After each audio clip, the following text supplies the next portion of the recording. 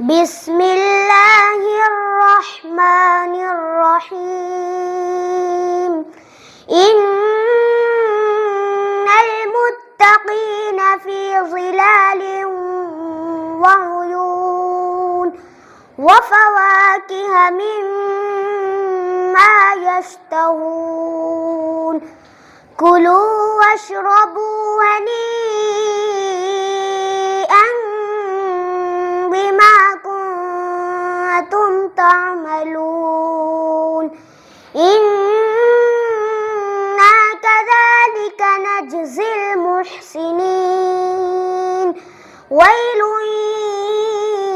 يومئذ للمكذبين كلوا وتمتعوا قليلا إنكم مجرمون ويل يومئذ للمكذبين وإذا قيل لهم اركعوا لا يركعون ويل